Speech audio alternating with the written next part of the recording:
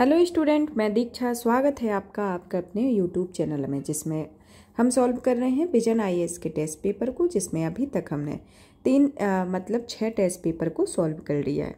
Test number 1 से 6 number के test paper को सॉल्व किया हुआ है। आज का हमारा टेस्ट पेपर रहेगा टेस्ट नंबर 7, जिस टेस्ट श्रृंखला के अंतर्गत हम कौन से टेस्ट पेपर को सॉल्व करेंगे?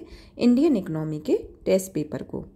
7 है जो इंडियन इकोनॉमी से रिलेटेड है। इस इंडियन इकोनॉमी से रिलेटेड सबसे पहले तो इसके सिलेबस को जानते हैं कि इंडियन इकोनॉमी के क्या सिलेबस है, इसके संदर्भ में जानते हैं। फिर इसके बाद से इसके टॉपिक, कौन कौन सा टॉपिक आपको कवर करना है। फिर यहाँ इसके रिसोर्स को जानते हैं कि कौन कौन से सोर्स है कि जिसके अंतर्गत आपको अपने टॉपिक को कवर करना है।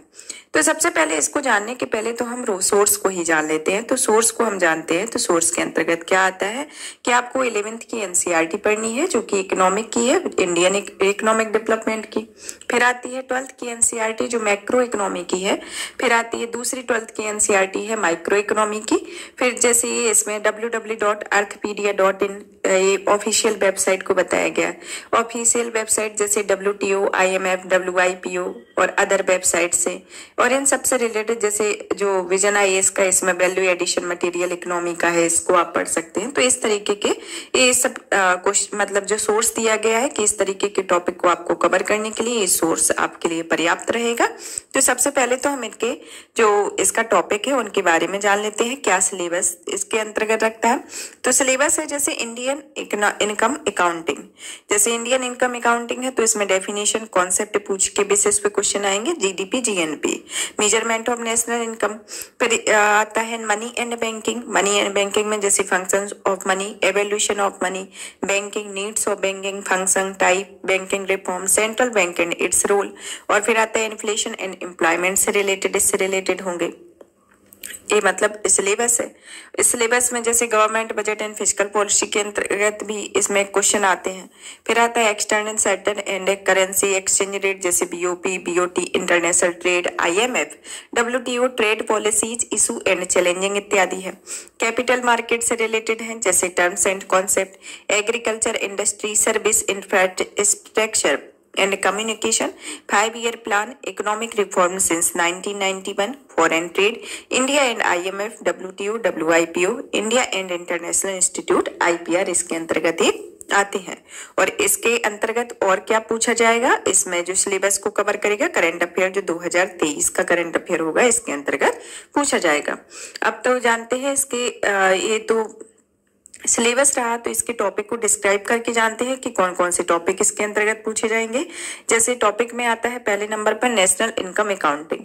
तो नेशनल इनकम अकाउंटिंग के अंतर्गत डेफिनेशन होगा, उसका कॉन्सेप्ट के बेसिस पे क्वेश्चन पूछे जाएंगे जैसे GNP, GDP, market price and factor cost, NNP, NDP, transfer payment, national income at factor cost, personal income, disposal income, factor affected national income, net foreign factor income, measurement of the national income, value added method, income method, expenditure method, application of various method, base year, GDP defaulter, debate around GDP and other indices इसके अंतर्गत आते हैं।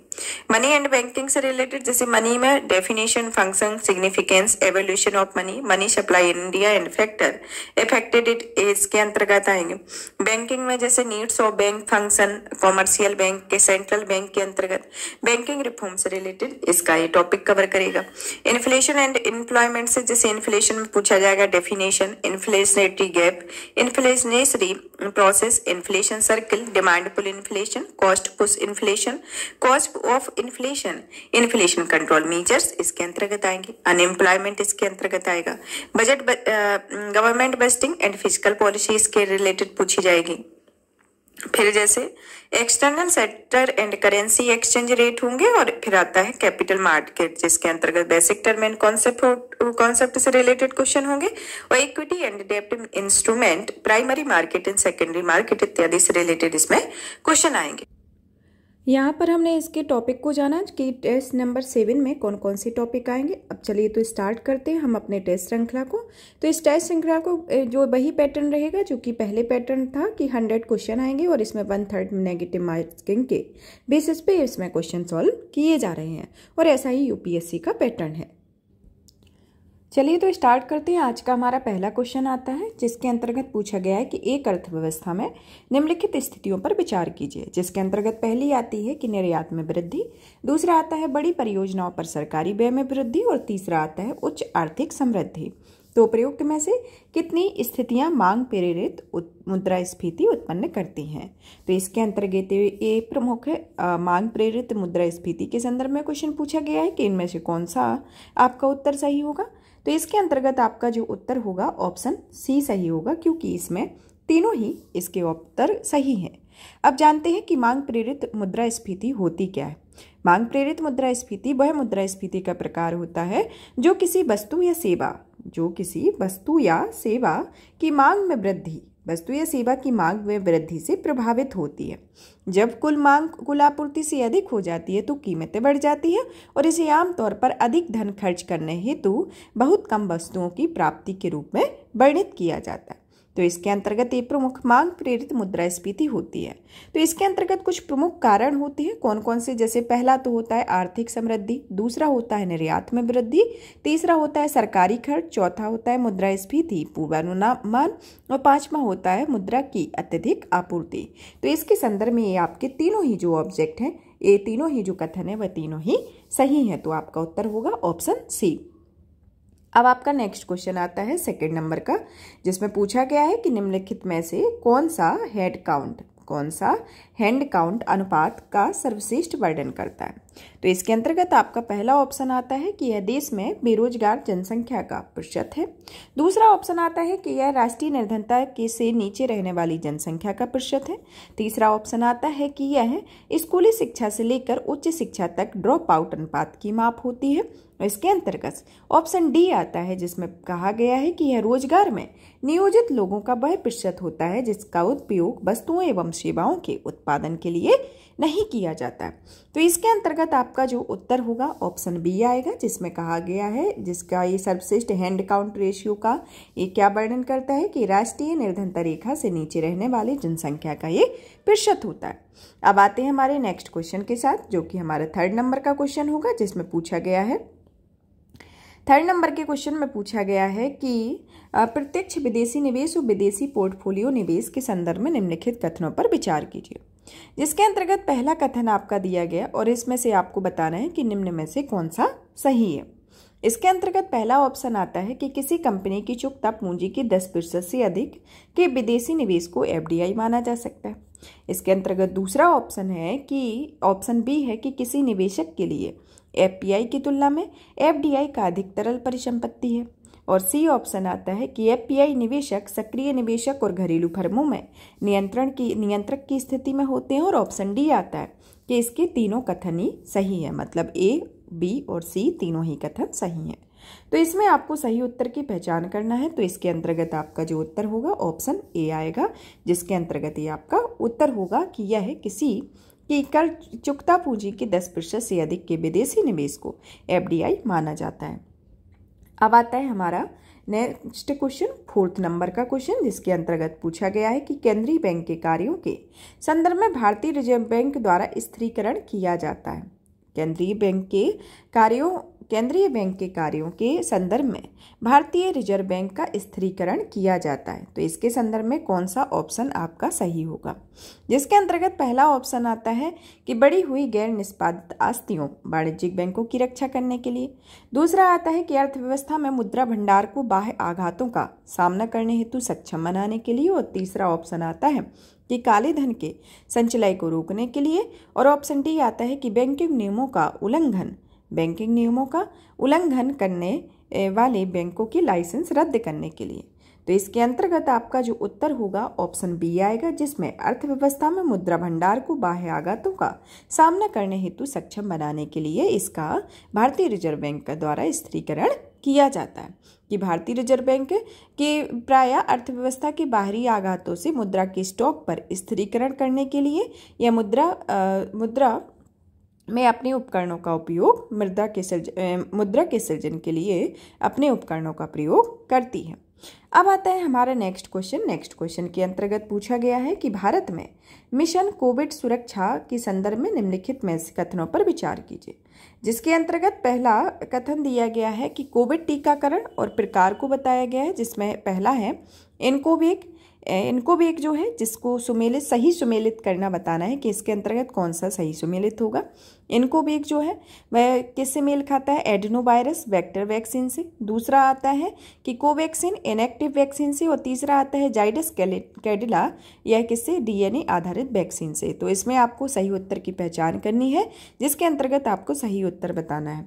तो इसमें आपका जो उत्तर होगा option इसके अंतर्गत डी आएगा, जिसमें आपके तीनों ही और जो कथन है वह तीनों ही एक दूसरे से मिले हुए हैं। तो ये तीनों ही आपके सही हैं। अब आता है हमारा नेक्स्ट क्वेश्चन, जिसके अंतर्गत वो 6 नंबर का क्वेश्चन है, जिसमें पूछा गया है कि किसी उत्पाद के बाजार मूल्य के निर्धारण हेतु निम्नलिखित में से किसी या किन्हीं उत्पाद की साधन लागत में जोड़ा जाता है। जिसके अंतर्गत पहला आता है कि कुल प्रत्यक्ष कर को, दूसरा आता है कि कुल अप्रत्यक्ष कर को, तीसरा आता है कि कुल सब्सिडी को। तो नीचे दिए गए कूट में से कौन सा सही उत्तर होगा? तो इसके अंतर्गत आपका उत्तर होगा ऑप्शन बी, जिसमें आपका केवल 2 सही है, पहला और तीसरा गलत है। कि वस्तुओं एवं सेवाओं की किसी मद की विभिन्न कारकों के संदर्भ में लागत को साधन लागत कहा जाता है। ये ऐसे कारक होते हैं जो उस मद के उत्पादन या उपलब्धता में महत्वपूर्ण भूमिका निभाते हैं, इसके संदर्भ में आता है। अब आता है हमारा नेक्स्ट क्वेश्चन 7 नंबर का, जिसमें पूछा गया है कि पूंजी खाता परिवर्तनीयता के संदर्भ में परिवर्तनीयता के संदर्भ में निम्नलिखित कथनों पर विचार कीजिए। जिसके अंतर्गत कथन दिए गए हैं कि पहला कथन आता है कि इसका तात्पर्य बाजार द्वारा निर्धारित विनिमय दरों पर स्थानीय वित्तीय परिसंपत्तियों को विदेशी मुद्रा में परिवर्तित करने की स्वतंत्रता से है। दूसरा आता है कि वर्तमान में भारत पूंजी खाते में मात्र आंशिक परिवर्तनीयता की अनुमति प्रदान करता है। और तीसरा आता है कि तारापुर समिति ने पूर्ण पूंजी खाता परिवर्तनीयता की ओर बढ़ने की सिफारिश की हुई है। इसके अंतर्गत ये प्रमुख कथन है। तो आपको इन कथनों में से बताना है कि उपयुक्त में से कौन सा कथन सही है। तो पहले नंबर पर इन कथनों को फिर से आप देख लीजिए कि कौन कौन से कथन है। पहला तो ये कि इसमें का तात्पर्य बाजार द्वारा निर्धारित विनिमय दरों पर स्थानीय वित्तीय परिसंपत्तियों को विदेशी मुद्रा में परिवर्तित करने की स्वतंत्रता से है। दूसरा आता है कि वर्तमान में भारत पूंजी खाते में मात्र अधिक आंशिक परिवर्तनीयता की अनुमति प्रदान करता है। और तीसरा आता है कि तारापुर समिति ने पूर्ण पूंजी खाता परिवर्तनीयता की ओर बढ़ने की सिफारिश की हुई है। तो इनमें से आपको कथन दिए गए हैं। तो इसके अंतर्गत आपको अपने कथन सही बताना है कि इसमें कौन सा कथन सही होगा। इसके अंतर्गत इसका जो उत्तर होगा वह ऑप्शन डी आएगा, क्योंकि इसमें तीनों ही कथन आपके सही होंगे। अब आता है हमारा 8 नंबर का क्वेश्चन, जिसमें पूछा गया है कि निम्नलिखित में से किस प्रकार की बेरोजगारी के अंतर्गत वास्तविक आवश्यकता से अधिक लोग काम करते हैं। इसके अंतर्गत ऑप्शन ए आता है स्वैच्छिक बेरोजगारी, ऑप्शन बी आता है प्रच्छन्न बेरोजगारी, ऑप्शन सी आता है आकस्मिक बेरोजगारी और ऑप्शन डी आता है दीर्घकालिक बेरोजगारी। तो इसके अंतर्गत आपका जो उत्तर होगा ऑप्शन ए आएगा कि इसमें स्वैच्छिक बेरोजगारी इसके अंतर्गत आएगा। तो आपका ऑप्शन ए सही होगा। अब आता है हमारा नेक्स्ट क्वेश्चन मतलब 9 नंबर का क्वेश्चन, जिसमें पूछा गया है कि पार्टिसिपेटरी नोट के संदर्भ में निम्नलिखित कथनों पर विचार कीजिए। इसके अंदर देखते हैं कि यह एक डेरिवेटिव इंस्ट्रूमेंट होता है। दूसरा कथन आता है कि इसे आरबीआई के द्वारा पंजीकृत विदेशी संस्थागत निवेशक द्वारा किसी विदेशी क्षेत्राधिकार में जारी किया जाता है। तो इसके अंतर्गत आपका उत्तर जो होगा केवल कथन एक इसका सही होगा, दूसरा कथन गलत होगा। तो इसके अंतर्गत ऑप्शन ए आपका उत्तर आएगा। अब आता है हमारा नेक्स्ट क्वेश्चन, जो कि 10वें नंबर का है, जिसमें के अंतर्गत पूछा गया है कि भारतीय रिजर्व बैंक के नगद आरक्षित अनुपात में वृद्धि करने के निर्णय के परिणाम स्वरूप सर्वाधिक संभावना होती है। तो इसके अंतर्गत पूछा गया है। तो इसके अंतर्गत पहला जो आपका ऑप्शन है कि आता है कि मुद्रास्फीति दर में वृद्धि का होना। दूसरा ऑप्शन आता है कि इसके अंतर्गत की ब्याज दरों में वृद्धि होना। तीसरा ऑप्शन आता है कि वस्तु की समग्र मांग में वृद्धि की होना। और चौथा ऑप्शन आता है कि घरेलू बचत में कमी होना। तो इसमें से आपको सही उत्तर की पहचान करनी है, जिसके अंतर्गत आपका जो उत्तर होगा ऑप्शन बी आएगा कि ब्याज दरों में वृद्धि इसके संदर्भ में आपका उत्तर होगा। अब आता है आपका क्वेश्चन, निम्नलिखित में से कौन सा चक्र बेरोजगारी की दरों और इसी के अनुरूप मुद्रास्फीति की दरों के बीच व्युत्क्रम संबंध का वर्णन करता है। तो इसके अंतर्गत आपको बताना है कि ऑप्शन ए जैसे लेफर वक्र, ऑप्शन बी आता है कुजिनेट वक्र, ऑप्शन सी आता है फिलिप्स वक्र, ऑप्शन डी आता है एंजल वक्र। तो इसके अंतर्गत आपको सही उत्तर की पहचान करनी है। तो इसके अंतर्गत आपका जो उत्तर होगा ऑप्शन सी आएगा कि फिलिप्स वक्र इसके अंतर्गत आएगा। अब आता है क्वेश्चन की प्रबंधित तीर्थी विनिमय दर के संदर्भ में निम्नलिखित कथनों पर विचार कीजिए। तो यह किसके संदर्भ में क्वेश्चन पूछा गया है? प्रबंधित तीर्थी विनिमय दर के बारे में। तो इसके अंतर्गत पहला इसका ऑप्शन दिया गया है कि इस विनिमय दर की प्रणाली में केंद्रीय बैंक विनिमय दर के संचलन को नियंत्रित करने के प्रयास के तहत विदेशी मुद्राओं के क्रय विक्रय में हस्तक्षेप करते हैं। दूसरा ऑप्शन कथन आता है कि यह त्रुटि बहुल तीर्थी प्रणाली भी इसे कहा जाता है। तो इसके अंतर्गत आपको सही उत्तर की पहचान करनी है कि इसमें आपका कौन सा उत्तर सही होगा। इसके अंतर्गत आपका जो उत्तर होगा ऑप्शन सी आएगा, जिसमें आपके दोनों ही कथन सही होंगे, जो कि तृतीय प्रणाली के बारे में बताता है, प्रबंधित तृतीय विनिमय दर के बारे में बताता है। यह विनिमय दर क्या होती है? यह विनिमय दर एक ऐसा औपचारिक अंतर्राष्ट्रीय समझौते के बिन विश्व में उत्तम विनिमय प्रणाली का उदय हुआ है, जिसे उत्तम रूप से प्रबंधित तृतीय विनिमय प्रणाली भी कहा जाता है। भारत में इसी प्रकार की विनिमय दर प्रणाली और इस प्रणाली को त्रुटि बहुल तृतीय के रूप में भी जाना जाता है, इसके संदर्भ में है। अब आता है हमारा नेक्स्ट क्वेश्चन, जिसमें पूछा गया है कि व्यक्तिगत प्रयोजन आय प्राप्त करने के लिए निम्नलिखित में से किसे व्यक्तिगत आय से घटाया जाना चाहिए। जिसके अंतर्गत पहला आता है कि कर अदायगी को, दूसरा आता है कि गैर कर अदायगी को, और इसके अंतर्गत तीसरा आता है कि सरकार के परिवारों को दी गई अंतरण अदायगी को। तो इसमें से आपको सही उत्तर की पहचान करना है, जिसमें आपका जो उत्तर होगा ऑप्शन बी आएगा कि जिसमें पहला और दूसरा आपका सही है। अब आता है हमारा नेक्स्ट क्वेश्चन, जो कि 14 नंबर का होगा, जिसमें पूछा गया है कि मुद्रास्फीति के संदर्भ में निम्नलिखित कथनों पर विचार कीजिए। जिसके अंतर्गत पहला और कथन दिया गया है कि अपस्फीति मुद्रास्फीति के स्तर में कमी होती है। दूसरा आता है कि अपस्फीति और वस्तुओं की कीमतों में सामान्य गिरावट आती है। तो इसके संदर्भ में आपको सही उत्तर की पहचान करनी है। तो इसके बारे में क्या है, आपका जो उत्तर है ऑप्शन डी आएगा, क्योंकि इसमें ना तो पहला कथन सही है ना तो दूसरा ही कथन सही है। तो इसके अंतर्गत आपके दोनों ही कथन गलत हैं। अब जानते हैं सबसे पहले तो अपस्फीति की डेफिनेशन को जान लेते हैं। अपस्फीति क्या होती है? अब अपस्फीति या डिफ्लेशन वह होता है जो वस्तुओं और सेवाओं की कीमतों का एक साधारण गिरावट होता है, जिसे आमतौर पर अर्थव्यवस्था में धन की आपूर्ति एवं क्रेडिट में संकुचन के कारण होती है। और अपस्फीति के दौरान मतलब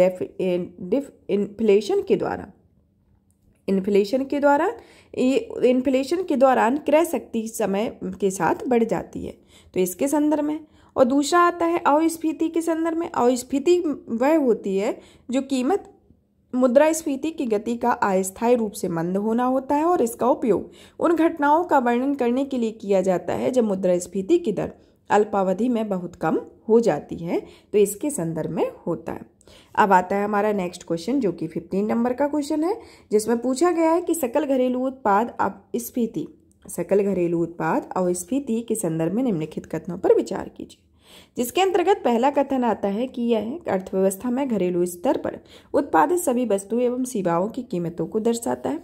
दूसरा कथन आता है कि जीडीपी अस्फीति की गणना वित्त मंत्रालय के अधीन कार्यरत व्यय विभाग द्वारा की जाती है। तो इसमें से उपयुक्त कथनों में से आपका कौन सा कथन सही होगा, तो आपको सही उत्तर की पहचान करनी है। तो इसके अंतर्गत आपका जो ऑप्शन आता है, और ऑप्शन ए आता है कि केवल एक सही होगा, ऑप्शन बी आता है कि केवल 2 सही होगा, ऑप्शन सी आता है कि केवल 1 और 2 दोनों सही होंगे, और ऑप्शन डी आता है ना तो एक होगा ना तो दूसरा होगा। तो इसके अंतर्गत आपका जो उत्तर होगा ऑप्शन ए आएगा, जिसमें केवल कथन एक ही सही है। अब आता है हमारा 16 नंबर का क्वेश्चन, जिसके अंतर्गत पूछा गया है कि अर्थव्यवस्था में डी मिनिमस शब्द का क्या अर्थ है। कौन सा? डी मिनिमस शब्द का क्या अर्थ है? तो इसके अंतर्गत हम जानते हैं ऑप्शन ए आता है इसमें कि यह विशेष आहरण अधिकार का वह न्यूनतम स्तर होता है जिसे IMF सदस्यों द्वारा बनाए रखना होता है।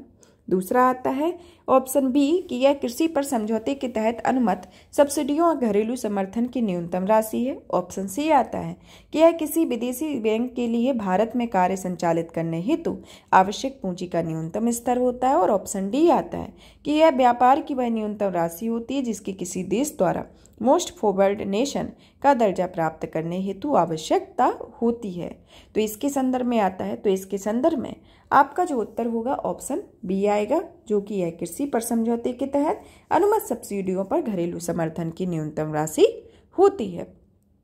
अब आता है हमारा नेक्स्ट क्वेश्चन, जो कि 17 नंबर का होगा, जिसके अंतर्गत पूछा गया है कि निम्नलिखित में से कौन से भारत में बेरोजगारी से संबंधित आंकड़ों के विभिन्न स्रोत हैं। जिसके अंतर्गत पहला आता है कि भारत की जनगणना रिपोर्ट, दूसरा आता है इसके अंतर्गत कि आवधिक श्रम बल सर्वेक्षण की वार्षिक रिपोर्ट, और तीसरा आता है कि रोजगार कल्याण कार्यालयों के साथ पंजीकरण के से प्राप्त आंकड़े। तो नीचे दिए गए कूट में से सही उत्तर की पहचान करनी है। तो इसके अंतर्गत आपका ऑप्शन कौन सा सही होगा, तो इसके अंतर्गत आपका जो ऑप्शन है डी सही होगा, क्योंकि यह आपके तीनों ही कथन जो है, मतलब तीनों ही कूट जो है वह भारत में बेरोजगारी से संबंधित आंकड़ों के संदर्भ में सही वर्णन करते हैं। अब आता है हमारा 18 नंबर का क्वेश्चन, जिसमें पूछा गया है कि निम्नलिखित में से कौन सा उच्च शक्तिशाली मुद्रा पद की सर्वोत्तम व्याख्या करता है। इसके अंतर्गत ऑप्शन ए आता है कि यह जनता की जमा राशि का वह हिस्सा होता है जिसका उपयोग बैंक उधार देने के लिए करते हैं। इसके अंतर्गत ऑप्शन बी आता है कि यह देश में मौद्रिक प्राधिकरण की कुल देयता है। ऑप्शन सी आता है कि यह केवल वाणिज्यिक बैंकों द्वारा केंद्रीय बैंक के पास रखे गए भंडार की राशि होती है। और ऑप्शन डी आता है कि यह बैंकों द्वारा धारित जनता के नेट डिमांड एवं नेट टाइम डिपॉजिट का मूल्य होता है। तो इसके अंतर्गत आपको सही उत्तर की पहचान करनी है। तो आपका जो उत्तर होगा ऑप्शन बी आएगा कि यह देश में मौद्रिक प्राधिकरण की कुल देयता होती है। तो ऑप्शन बी इसका उत्तर सही होगा। अब आता है हमारा क्वेश्चन 19 नंबर का, जिसमें पूछा गया है कि हाल ही में centre for social and economic progress ने अपनी रिपोर्ट भारत में महत्वपूर्ण खनिज आपूर्ति श्रृंखला के खराब प्रबंधन के बारे में चिंता व्यक्त की हुई। इस संदर्भ में निम्नलिखित कथनों पर विचार कीजिए और भारत में महत्वपूर्ण खनिज इसको माना जा सकता है। जिसके अंतर्गत पहला आता है कोबाल्ट, दूसरा आता है सीसा, तीसरा आता है नाइओबियम, चौथा आता है लिथियम और पांचवें नंबर पर आता है निकिल। तो इस कूट में से आपको सही उत्तर की पहचान करनी है, जिसके अंतर्गत आपको सही उत्तर बताना है कि आपका कौन सा उत्तर सही होगा। तो इसके अंतर्गत जो आपका उत्तर होगा ऑप्शन डी आएगा, जिसमें पहला, दूसरा, तीसरा, चौथा, पांचवा, इसके अंतर्गत जो आपके पांचों ही कूट दिए गए वह सही होंगे। अब आता है हमारा नेक्स्ट क्वेश्चन, जो कि 20 नंबर का है, जिसमें पूछा गया है कि निम्नलिखित कथनों में से कौन सा WTO के MFN या मोस्ट फेवर्ड नेशन सिद्धांत का सर्वोत्तम वर्णन करता है। जिसके अंतर्गत पहला ऑप्शन आता है कि MFN सिद्धांत वर्णित करता है कि विदेशी वस्तुओं के बाजार में प्रवेश करने के बाद आयातित तो स्थानीय रूप से उत्पादित वस्तुओं के समान माना जाएगा। फिर दूसरा ऑप्शन आता है इसमें कि इसमें देशों के बिना किसी पूर्वाग्रह के सभी व्यापार भागीदारों के साथ समान व्यवहार करना चाहिए। ऑप्शन सी आता है कि सभी व्यापार भागीदारों के बीच मोस्ट फेवर्ड नेशन के रूप में मान्यता प्राप्त देश को प्राथमिकता दी जानी चाहिए। और ऑप्शन डी आता है इसके अंतर्गत कि इसमें MFN दर्जे वाले देशों के साथ मुक्त व्यापार समझौता होना चाहिए। तो इसके अंतर्गत आपका ऑप्शन बी सही होगा, जिसमें देशों के बिना किसी पूर्वाग्रह के सभी व्यापार भागीदारों के समान व्यवहार करना चाहिए, इसके संदर्भ में होता है। अब आता है आपका क्वेश्चन 21 नंबर का, जिसमें पूछा गया है कि हाल ही में भारत ने ऑपरेशन कावेरी का शुरू किया हुआ है। जिसके अंतर्गत ऑप्शन ए आता है कि यह घातक भूकंप के बाद तुर्की और सीरिया में खोज या बचाव में सहायता प्रदान करने हेतु है। दूसरा आता है कि यह 2022 में यूक्रेन पर रूसी आक्रमण के दौरान उन भारतीय नागरिकों को निकालने हेतु जो सीमा पार कर पड़ोसी देशों में चले गए थे। दूसरा ऑप्शन सी आता है, जिसमें LACA तेजस जैसे हमारे अपने विमानों को शक्ति प्रदान करने वाले स्वदेशी इंजन को विकसित करने हेतु। और इसके अंतर्गत ऑप्शन डी आता है कि सूडान में मौजूदा संकट के कारण अपने नागरिकों को वहां से निकालने हेतु। तो ऑपरेशन कावेरी किसके लिए चलाया गया था? ऑपरेशन कावेरी को ऑपरेशन कावेरी को सूडान में मौजूदा संकट के कारण अपने नागरिकों को वहां से निकालने के लिए ऑपरेशन कावेरी को चलाया गया था। अब आता है हमारा नेक्स्ट क्वेश्चन जो कि 22 नंबर का है, जिसमें पूछा गया है कि हाल ही में मैक्सिको के युकाटन प्रायद्वीप के तट से दूर चेतुमल खाड़ी में विश्व का दूसरा सबसे बड़ा ब्लू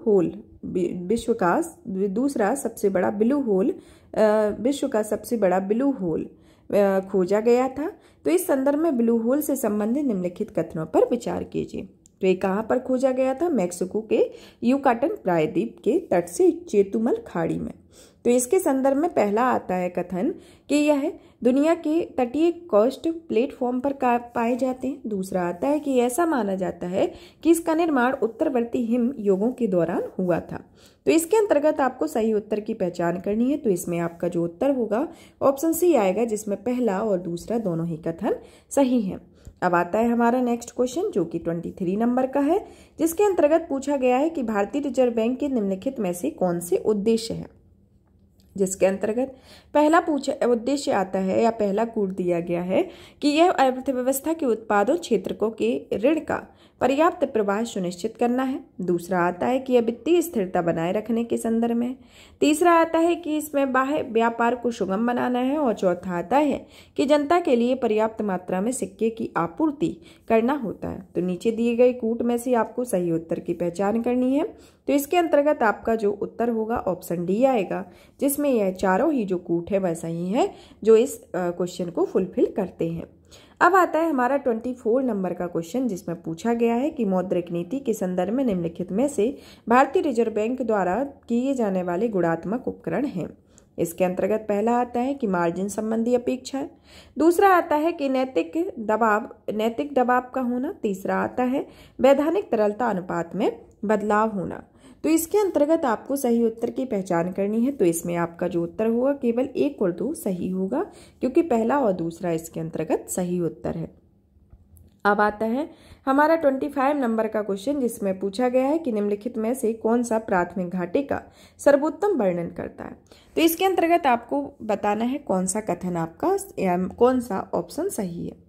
इसके अंतर्गत पहला ऑप्शन आता है कि यह सरकार की राजस्व प्राप्तियों और राजस्व व्यय की अधिकता को प्रदर्शित करता है। दूसरा ऑप्शन आता है कि यह चालू वर्ष का राजकोषीय घाटा होता है, जिसमें ये पिछली उधारियों पर ब्याज भुगतान घटाया गया होता है। ऑप्शन सी आता है कि यह पूंजीगत परिसंपत्ति के निर्माण के लिए राजस्व घाटे के अनुमोदन के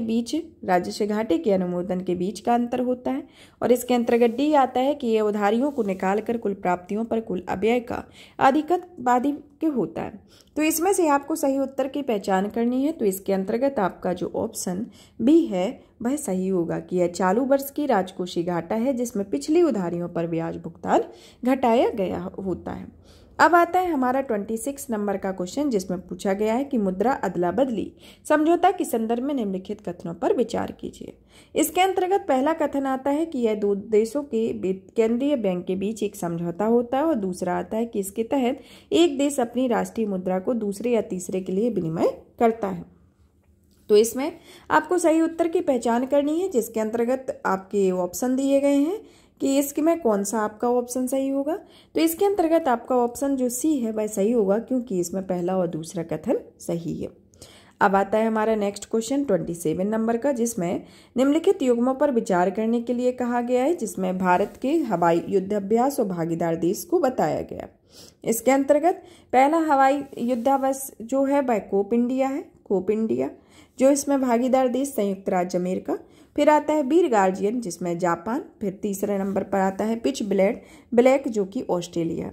तो इसमें से आपको सही सम्मिलित कौन सा सही सुमेलित है, इसमें आपको बताना है। तो इसमें आपके तीनों ही जो है वह एक दूसरे से सुमेलित है, तो आपका उत्तर डी होगा। अब आता है आपका 28 नंबर का क्वेश्चन, जिसमें पूछा गया है कि भारतीय रिजर्व बैंक द्वारा बेसल मानक को मुख्यतः प्रस्तुत किया गया है। तो इसके अंतर्गत आपका ऑप्शन ए आता है कि वित्तीय तनाव से उत्पन्न होने वाले आघातों को अवशोषित करने हेतु बैंकिंग क्षेत्र की क्षमता में सुधार करने हेतु। दूसरा ऑप्शन आता है कि राष्ट्रीयकृत बैंक में निर्देशक मंडल की नियुक्ति को अराजनीतिक बनाने हेतु। और ऑप्शन सी आता है कि देश में एक से अधिक शाखाओं वाले विदेशी बैंकों पर आरबीआई की निगरानी कम करने हेतु। और इसके अंतर्गत ऑप्शन डी आता है कि दूरस्थ क्षेत्रों में बैंक नेटवर्क का विस्तार करने हेतु।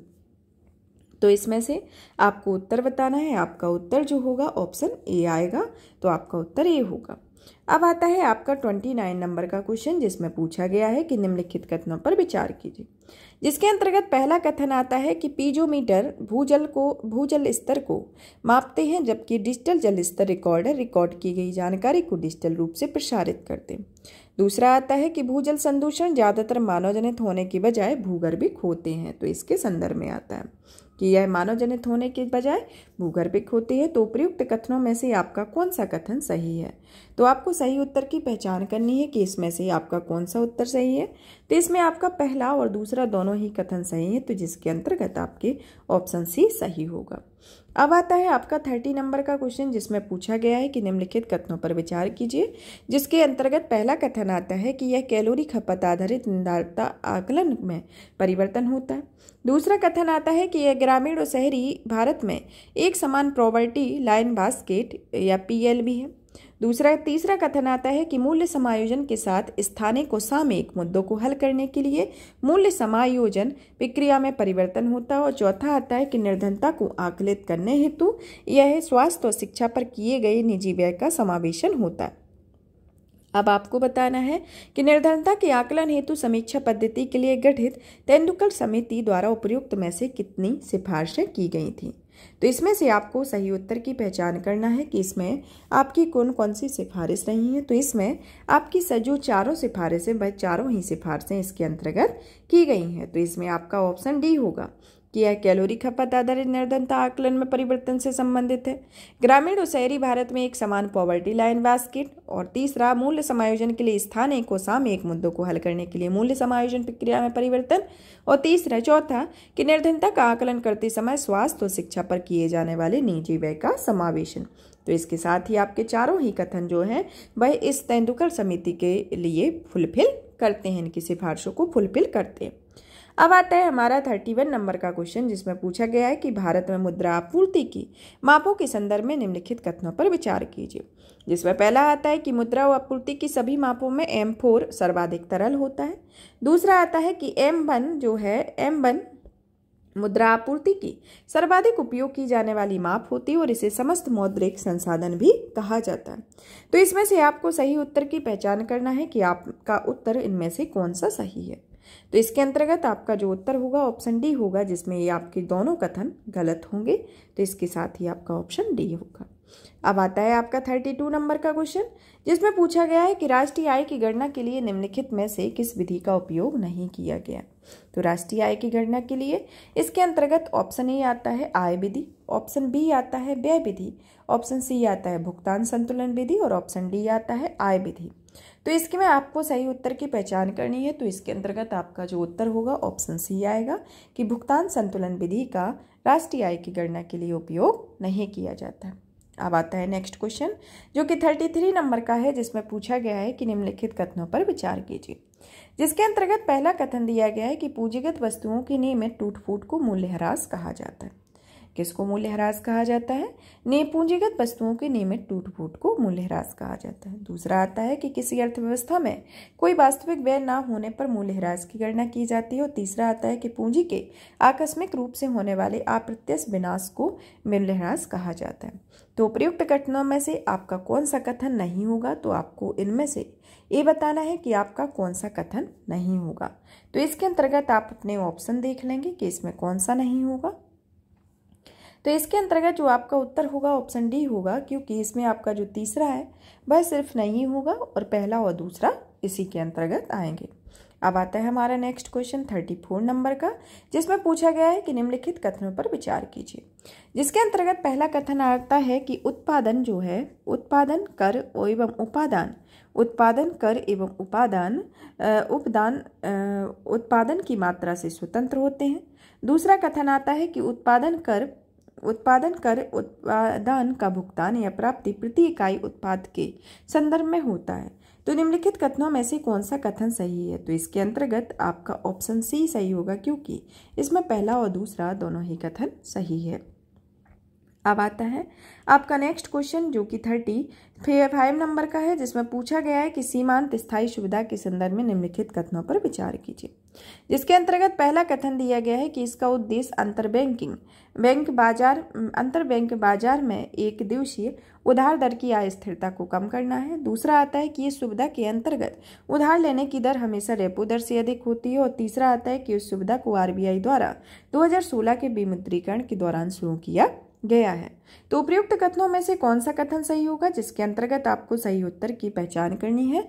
तो इसके अंतर्गत जो आपका ऑप्शन सी होगा वह सही होगा, क्योंकि पहला और दूसरा जो कथन है वह इन कंडीशन को फुलफिल करता है। अब आता है हमारा नेक्स्ट क्वेश्चन 36 नंबर का, जिसमें पूछा गया है कि पूंजी बाजार के संदर्भ में निम्नलिखित कथनों पर विचार कीजिए। जिसके अंतर्गत पहला ऑप्शन आता है कि पूंजी बाजार धन को प्रतिभूति निर्गमन के माध्यम से वर्चनकर्ताओं से सीधे उपयोगकर्ताओं को उपलब्ध कराते हैं। दूसरा आता है कि इस बाजार में इक्विटी और ऋण दोनों को शामिल करने वाले पूंजीगत नीति जारी की जाती है, लेकिन उसका व्यापार नहीं किया जाता है। तो इसके अंतर्गत आपको उपयुक्त कथनों में से आपका कौन सा कथन सही होगा, इसकी सही पहचान करनी है। जिसके अंतर्गत आपका उत्तर होगा ऑप्शन ए, क्योंकि इसमें आपका पहला कथन सही होगा, दूसरा कथन इसका गलत होगा। तो ऑप्शन ए इसका उत्तर होगा। अब आता है 37 नंबर का क्वेश्चन, जिसमें पूछा गया है कि निम्नलिखित में से कौन सी मुद्राएं विशेष आहरण अधिकार या STR मुद्राओं की टोकरी का एक हिस्सा है? तो इसके अंतर्गत ये पहला आता है अमेरिकी डॉलर, दूसरा आता है इसमें जापानी येन, तीसरा आता है चीन रेनबिनबी, और चौथा आता है भारतीय रुपया, और पांचवा आता है इसके अंतर्गत यूरो, फिर आता है ब्रिटिश पाउंड स्टर्लिंग, ये छठवां आता है। तो इसके अंतर्गत आपको बताना है कि SDR मुद्रा में कौन कौन सी यह मुद्राएं इसके अंतर्गत शामिल की गई है। तो इसमें से सही कूट की पहचान करनी है। तो इसमें आप ऑप्शन देख लेंगे। तो इसमें जो आपका ऑप्शन 4 है, मतलब कि जो आपका भारतीय रुपया है वह SDR की बास्केट में नहीं आता है। तो SDR की बास्केट में आपका भारतीय रुपया नहीं आएगा। तो आपका पहला, दूसरा, तीसरा और पांचवा, छठवां जिसमें होगा वो ऑप्शन सही होगा, क्योंकि ये जो 3 ऑप्शन है इनमें सभी में चौथा ऑप्शन है, और ये जो पांचवा है चौथा नंबर का ऑप्शन है उसमें सिर्फ 4th नंबर का नहीं आता है। तो भारतीय रुपया नहीं आएगा SDR में, और ये जो 5 हैं वही 5 है ये सभी आएंगे। अब आता है हमारा क्वेश्चन 38 नंबर का, जिसमें पूछा गया है कि भारत में निम्नलिखित में से किन वित्तीय संस्थानों को वैधानिक तरलता अनुपात के मानदंडों को बनाए रखने की आवश्यकता होती है। जिसके अंतर्गत पहला आता है क्षेत्रीय ग्रामीण बैंक को, दूसरा आता है स्थानीय क्षेत्र बैंक को, तीसरा आता है सहकारी बैंक को, और चौथा आता है लघु वित्त बैंक को। तो नीचे दिए गए कूट में से आपको सही उत्तर की पहचान करनी है, जिसके अंतर्गत आप ऑप्शन देख लेंगे कि इसके अंतर्गत कौन सा ऑप्शन होगा। तो इसके अंतर्गत आपका जो ऑप्शन होगा ऑप्शन डी आएगा, जिसके अंतर्गत यह चारों ही उत्तर आपके सही होंगे। अब आता है क्वेश्चन 39 नंबर का, जिसमें पूछा गया है कि इस प्रयोग में ऐसे डिटेक्टर शामिल है, मतलब इसमें क्या कहा गया है कि इस प्रयोग में ऐसे डिटेक्टर शामिल हैं जिन तक ब्रह्मांड का प्रकाश नहीं पहुंचता है। ये एक दूसरे के समकोण पर व्यवस्थित है। हाल ही में केंद्रीय मंत्रिमंडल ने महाराष्ट्र की इस तरह की एक उन्नत सुविधा निर्मित करने के लिए एक परियोजना को मंजूरी दी हुई है। ऐसा करने से भारतीय विमान एवं क्वांटम द्वारा क्वांटम सेंसिंग और मेट्रोलॉजी में एक महत्वपूर्ण उपलब्धि हासिल करने की संभावना है। तो उपयुक्त परिच्छेद में से निम्नलिखित में से किसका प्रयोग वर्णन किया गया है?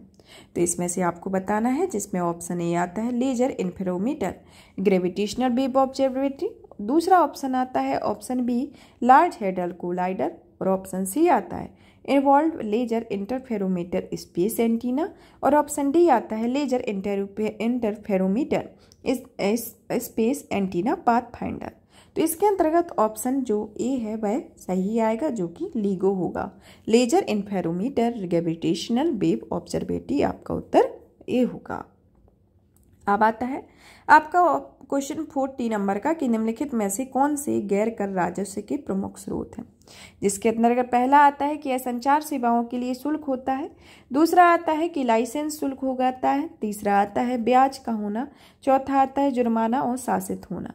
तो इसके अंतर्गत आपको नीचे दिए गए कूट में से सही उत्तर की पहचान करनी है, जिसमें आपका उत्तर कौन सा होगा? आप बताइए कि इसमें से कौन सा उत्तर होगा। तो इसके अंतर्गत जो आपका उत्तर होगा वह ऑप्शन डी आएगा, क्योंकि यह चारों ही ऑप्शन को फुलफिल करता है। अब आता है हमारा 41 नंबर का क्वेश्चन, जिसके अंतर्गत पूछा गया है कि संघ सरकार की निम्नलिखित प्राप्तियों पर विचार कीजिए। जिसके अंतर्गत पहला दिया गया है कि यह राज्य सरकारों की दिए गए ऋणों एवं अग्रिम की वसूली है। दूसरा आता है पीएसयू विनिमय से प्राप्त आय होती है। और तीसरा आता है कि विदेशी सरकारों से ऋणों की वसूली होती है।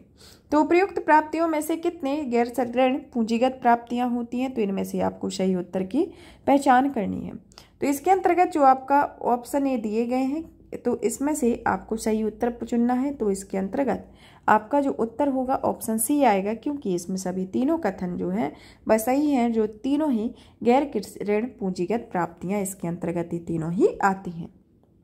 अब आता है आपका 42 नंबर का क्वेश्चन, जिसमें पूछा गया है कि अर्थव्यवस्था के संदर्भ में अटॉर्की का क्या अर्थ होता है। तो इसके अंतर्गत अटॉरिटी के संदर्भ में जानना है और बताना है कि इसमें से कौन सा कथन सही होगा। जिसके अंतर्गत पहला कथन आता है कि यह एक ऐसी अर्थव्यवस्था है जिसमें कोई कराधान तंत्र नहीं होता है। दूसरा आता है कि यह ऐसी खुली अर्थव्यवस्था है जो अन्य देशों के साथ वस्तुओं एवं सेवाओं तथा वित्तीय परिसंपत्तियों से साथ व्यापार करती है। और इसके साथ ऑप्शन सी आता है कि यह एक बंद अर्थव्यवस्था है जहां कोई बाह्य व्यापार नहीं होता है। और यह एक ऐसी अर्थव्यवस्था होती है जहां क्षेत्रकों का प्रबंधन केवल राज्य द्वारा किया जाता है, जिसमें कोई निजी क्षेत्रक नहीं होता है। तो इसमें से आपको सही उत्तर की पहचान करना है। तो इसके अंतर्गत जो आपका उत्तर होगा ऑप्शन सी आएगा, जिसमें यह है एक बंद अर्थव्यवस्था है जहां पर बाह्य व्यापार नहीं होता है। अब आता है आपका 43 नंबर का क्वेश्चन, जिसमें पूछा गया है कि निम्नलिखित कथनों पर विचार कीजिए। जिसके अंतर्गत पहला कथन आता है कि एक ऐसी संभावना जो भारत में 2026 के अंत तक विश्व के सर्वाधिक आबादी वाले देश चीन को पीछे छोड़ देगा। जिसके अंतर्गत दूसरा आता है कि यह 65 वर्ष से अधिक आयु वर्ग की तुलना में भारत में 0 से 14 आयु वर्ग की जनसंख्या अधिक है। और तीसरा आता है इसके अंतर्गत कि यह चीन की तुलना में बेहतर भारत की जीवन प्रत्याशा बेहतर है। चीन की तुलना में भारत की जीवन प्रत्याशा बेहतर है। तो आपको प्रयुक्त कथनों में से आपका कौन सा कथन सही है, इनके बारे में बताना है। तो इसमें आप अपने कथन देख लेंगे और कथन के साथ साथ आप अपने ऑप्शन को चूज करेंगे। तो इसके अंतर्गत जो आपका ऑप्शन दिए गए हैं, तो इसमें आपका जो ऑप्शन होगा ऑप्शन बी सही होगा, क्योंकि इसमें जो आपका दूसरा कथन है वह आपकी इस कंडीशन को फुलफिल करता है। अब आता है हमारा नेक्स्ट क्वेश्चन, जो कि 44 नंबर का है, जिसके अंतर्गत पूछा गया है कि मार्केट इन क्रिप्टो एसेट्स के संदर्भ में निम्नलिखित कथनों पर विचार कीजिए। जिसके अंतर्गत आपको बताना है कि इसे पहला कथन आता है कि इसे यूरोपीय संघ द्वारा मुख्यतः अनियमित क्रिप्टो करेंसी बाजारों को सरकारी विनिमय के तहत लाने के लिए अनुमोदित किया गया है। दूसरा आता है कि यह यूरोपीय सेंट्रल बैंक द्वारा जारी केंद्रीय बैंक डिजिटल मुद्राओं को भी विनियमित करता है। तो इसमें से आपको कौन सा कथन सही होगा, तो इसमें से आपको उत्तर इसका बताना है। तो इसके अंतर्गत आपका क्या उत्तर होगा, इसके अंतर्गत आपका जो उत्तर होगा केवल एक सही होगा, क्योंकि इसके अंतर्गत पहला कथन ये सही होगा। अब आता है हमारा नेक्स्ट क्वेश्चन 45 नंबर का, जिसमें पूछा गया है कि निम्नलिखित में से भारत में अनुसूचित वाणिज्यिक बैंक की तुलन पत्र के आस्ति भाग को परिलक्षित होती है। जिसके अंतर्गत पहला आता है अग्रिम ऋण, दूसरा आता है बैंक द्वारा धारित निबल मियादी जमाएं, तीसरा आता है बैंक द्वारा धारित सरकारी प्रतिभूतियां और चौथा आता है आरक्षित नकदी निधि अनुपात। तो निम्नलिखित नीचे दिए गए कूट के सही उत्तर की पहचान करनी है। तो इसमें से आपको ऑप्शन देख लेंगे कि कौन कौन से ऑप्शन रहेंगे। तो इसमें जो आपका ऑप्शन बी होगा वह होगा, क्योंकि इसमें जो दूसरा वाला है वह सही नहीं है कि बी बैंक द्वारा धारित निबल मियादी जमाएं। तो इसके साथ ही ऑप्शन बी जिसमें नहीं होगा, मतलब दूसरा कथन जहां पर नहीं होगा वह आपका उत्तर होगा। तो ऑप्शन बी सही होगा। अब आता है आपका क्वेश्चन कि हाल ही में निम्नलिखित में से बिहार की चावल की किस किस्म को उसकी विशिष्ट सुगंध और स्वाद के लिए भौगोलिक संकेत दिया गया। तो इसमें से आपका ऑप्शन ए आता है मिर्चा चावल, ऑप्शन बी आता है गोविंदा भोग, ऑप्शन सी आता है जोहा चावल और ऑप्शन डी आता है तुलई पंजी चावल। तो इसमें आपका जो उत्तर होगा ऑप्शन ए आएगा, जिसमें मिर्चा चावल आपका उत्तर होगा।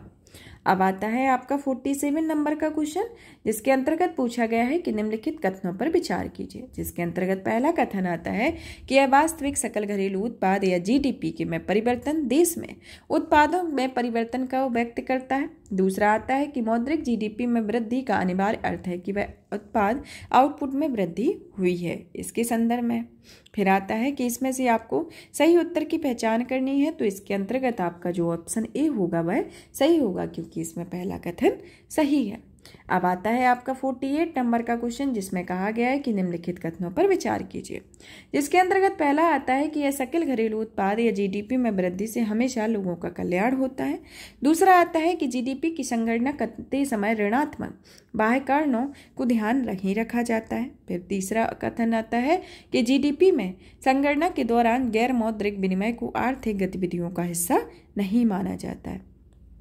तो इसके अंतर्गत आपका जो ऑप्शन ए है, मतलब कथन ए है और कथन दूसरा है, दोनों सही हैं, और आपका जो तीसरा ऑप्शन है वह गलत है। तो इसके अंतर्गत आपका नहीं, इसमें जो आपका दूसरा और तीसरा कथन है वह सही है, पहला वाला गलत है। तो इसके अंतर्गत ऑप्शन बी आपका सही होगा। अब आता है आपका क्वेश्चन 49 नंबर का, जिसमें पूछा गया है कि निम्नलिखित में से कौन सा प्रवाह जो है उसे परिवर्तित नहीं किया जाता है, या फ्लो वेरिएशन के संदर्भ में क्वेश्चन पूछा गया। तो इसमें ऑप्शन ए आता है मूल्य ह्रास, ऑप्शन बी आता है राष्ट्रीय आय, ऑप्शन सी आता है धन, और ऑप्शन डी आता है आयात।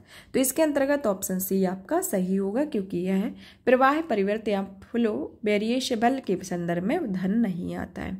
अब आता है 50 नंबर का क्वेश्चन, जिसमें पूछा गया है कि निम्नलिखित कथनों पर विचार कीजिए। जिसमें पहला कथन पूछा गया है कि वास्तविक प्रभावी विनिमय दर या रीर के दो देशों की वस्तुओं की सापेक्ष मूल्य होता है, और जो कथन दूसरा आता है कि यह सांकेतिक प्रभावी विनिमय दर या नीर जो दो देशों की मुद्राओं का सापेक्ष मूल्य होता है। तो इसके अंतर्गत आपको सही उत्तर की पहचान करनी हो और बताना है कि आपका उत्तर क्या होगा।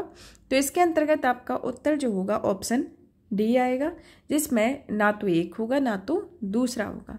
चलिए तो जानते हैं कि रीर और नीर के बारे में, कि रीर और नीर होता क्या है। तो सबसे पहले तो हम रीर के बारे में जानते हैं कि यह एक ऐसा व्यापारिक भागीदारों या भारत के प्रमुख भागीदार समूहों को मुद्राओं के मुकाबले रुपये के रीर के भारित औसत को वास्तविक प्रभावी विनिमय दर कहा जाता है। और नीर क्या होता है? नीर वह होता है जो नीर वह होता है जो भारत के प्रमुख व्यापारिक भागीदारों की मुद्राओं के मुकाबले रुपये के नीर NER के भारित औसत मूल्य सांकेतिक प्रभावी दर कहलाता है, इसके संदर्भ में होता है। अब आता है हमारा नेक्स्ट क्वेश्चन कि क्वेश्चन 51 नंबर का, जिसमें क्वेश्चन पूछा गया है कि भारत में बाघ संगणना के 5वें चक्र के संदर्भ में निम्नलिखित कथनों पर विचार कीजिए। जिसके अंतर्गत पहला कथन आता है कि पूर्वी घाट भारत में एकमात्र ऐसा भूदृश्य है जहां पर बाघों की संख्या कम हुई है, और दूसरा आता है ऑप्शन की राष्ट्रीय बाघ प्राधिकरण बाघ संगणना आकलन हेतु नोडल प्राधिकरण है। तो उपयुक्त में से कौन सा कथन आपका सही होगा? तो इसके अंतर्गत आपका ऑप्शन बी सही होगा, ऑप्शन ए आपका गलत होगा, क्योंकि यह सिर्फ पश्चिमी घाट के बाघों की संख्या को कम नहीं करता है। अब आता है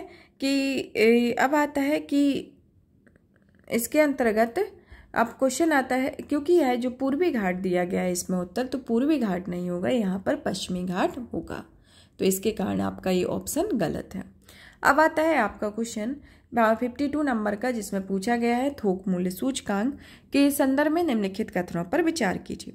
जिसके अंतर्गत पहला दिया गया है, पहला आता है कि इसे वाणिज्य और उद्योग मंत्रालय में आर्थिक सलाहकार द्वारा प्रकाशित किया जाता है। दूसरा आता है कि इसने ईंधन और विद्युत को सर्वाधिक महत्व दिया जाता है। तीसरा आता है कि यह केवल उत्पादक दर पर ही मुद्रास्फीति पता लगाता है, और चौथा आता है कि यह सेवाओं की कीमतों में परिवर्तन को अभिगृहित नहीं करता है। तो उपयुक्त कथनों में से आपका कौन सा कथन नहीं होगा, इनके बारे में आपको बताना है।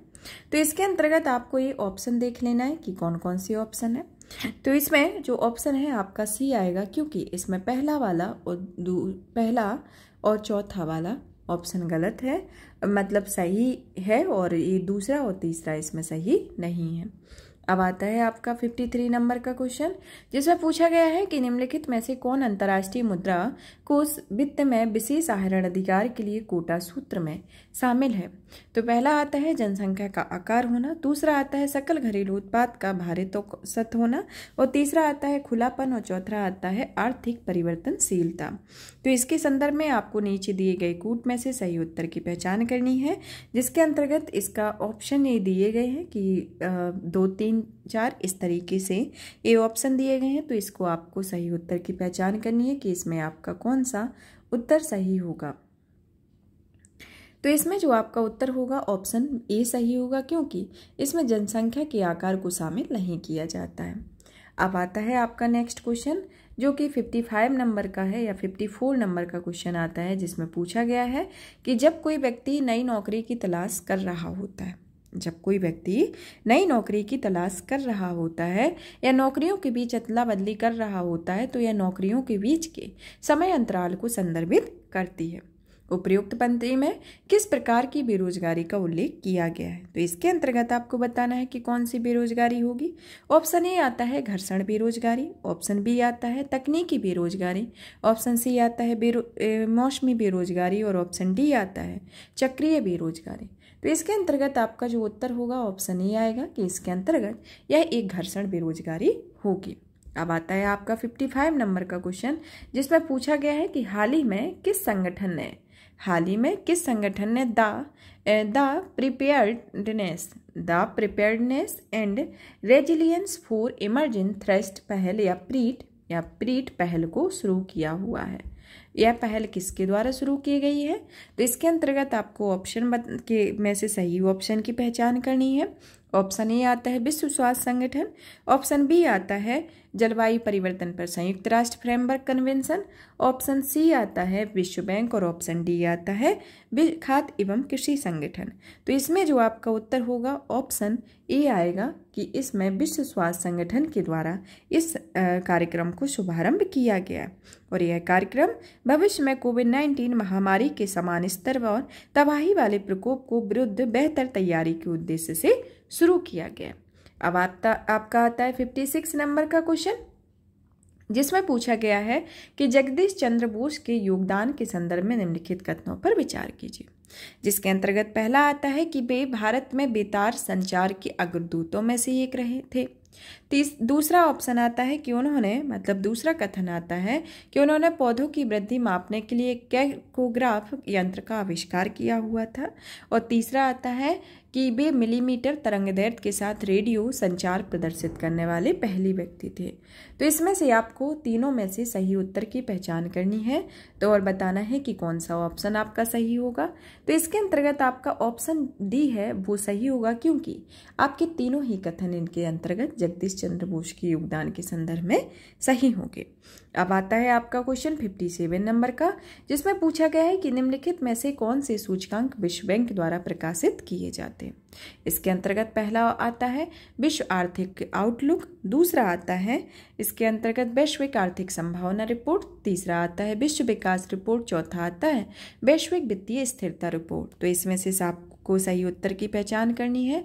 तो इसमें जो विश्व बैंक के द्वारा कौन कौन से प्रकाशित किए जाते हैं, तो विश्व बैंक के द्वारा इसमें जो है वह दूसरा और तीसरा वैश्विक आर्थिक संभावना रिपोर्ट को प्रकाशित किया जाता है, और विश्व विकास रिपोर्ट को भी वे इसके द्वारा प्रकाशित किया जाता है। तो इसके अंतर्गत आपका जो ऑप्शन डी है वह सही होगा।